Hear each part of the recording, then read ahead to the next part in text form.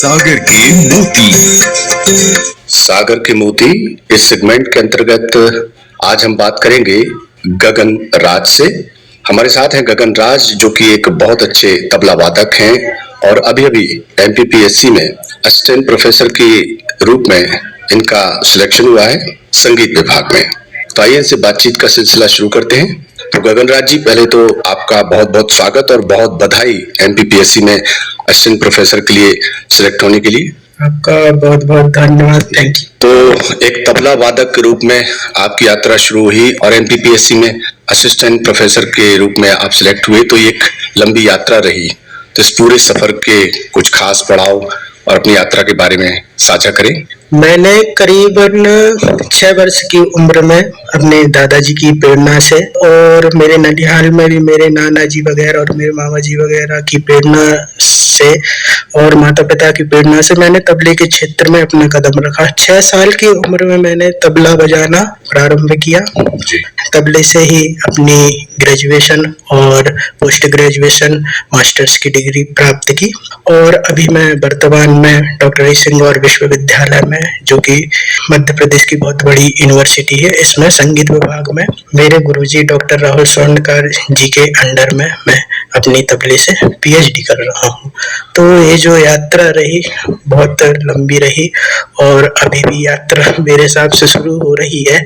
तो खास तौर पे आप हमारे श्रोताओं के लिए प्रेरणा स्वरूप ये बताएं कि एमपीपीएससी में आपने किन किन चरणों में वो एग्जाम पास किए, एमपीपीएससी का अनुभव कैसा रहा? 2024 की एमपीपीएससी की मैं बात करूं तो संगीत की पोस्ट पर सिर्फ 2 ही वैकेंसी थी। 2 ही वैकेंसियों पर कम से कम 70-80 फॉर्म डले थे।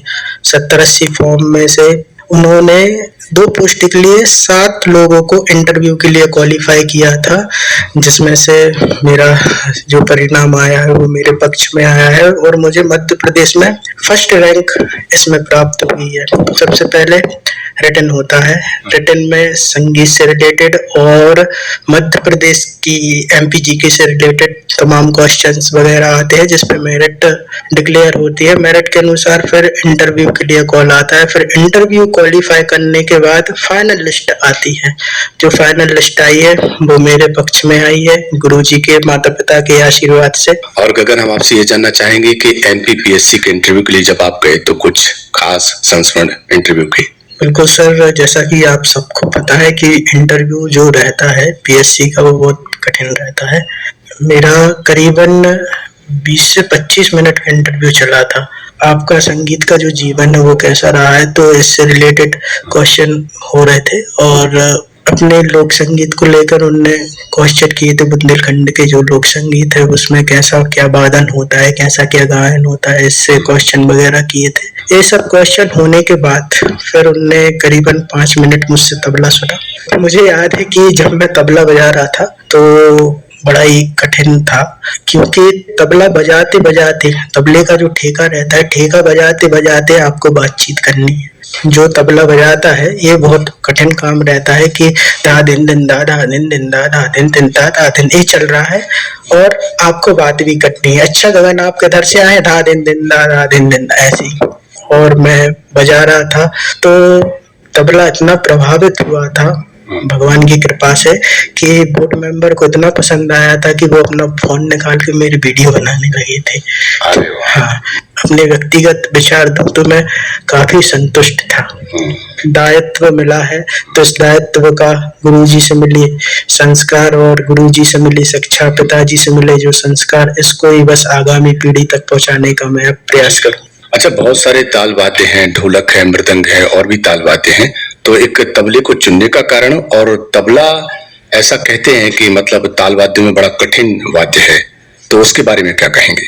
बिल्कुल सर, आप एकदम सटीक कह रहे हैं कि तबला जो है बहुत कठिन ताल वाद्य है, लेकिन तबला को मेरा चुनने का मकसद यही रहा था कि क्यों ना अच्छे तरीके से संगीत किया जाए। क्योंकि अगर अवनद्य वाद्यों की श्रेणी में देखा जाए और ताल वाद्य की श्रेणी में देखा जाए तो तबला का जो स्थान आज के दौर में जहां वो स्थापित है वो सबसे उच्चतम है। तो इसलिए पहले तो समझ नहीं थी, लेकिन जो गुरुजी के आशीर्वाद से मैंने इस वाद्य को चुना और इसको अपना पैशन बनाया है। तो थोड़ा सा ये और बताएं कि दूसरे वाद्यों से किस तरह से वो कठिन है। दूसरे वाद्यों से सर इसलिए वो ज्यादा कठिन है क्योंकि इसमें जो टोन है वो सारे अवनत वाद्यों में नहीं होती। जैसे ढोलक हो गया, ढोलक एक टोन पर निर्धारित है ना, और बाकी जो तमाम लोक वाद्य अवनत वाद्य है वो एक टोन आधारित है। लेकिन तबला है, तबला बहुरंगीय वाद्य है ना। उसको आप कव्वाली के साथ भी बजा सकते हो, आप शास्त्रीय संगीत के साथ भी बजा सकते हो, लोक संगीत के साथ भी तबला बजता है, और तमाम ऐसी जो विधाएं हैं उसके साथ तबला बजता है। तो तबला एक बहुत बहुरंगी वाद्य है जो सब में समाहित हो जाता है। और कहने को तो ऐसे बुजुर्गों का मत है और विद्वानों का मत है कि तबला तो है 6.6 इंच का वाद्य, लेकिन उसमें पूरा ब्रह्मांड है मेरे हिसाब से। क्या बात है। अच्छा गगन, हम ये भी जानना चाहते हैं कि अभी आपने जैसे बताया कि पीएचडी आप कर रहे हैं, तो किस विषय को आपने चुना पीएचडी के लिए?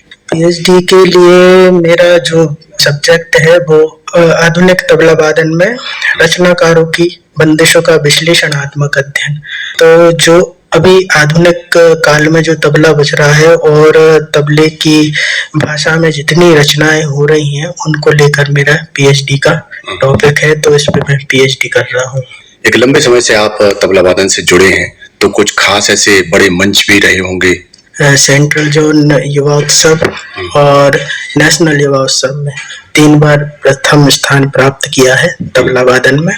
भारत सरकार द्वारा प्रदत्त युवा छात्रवृत्ति भी मुझे मिली है।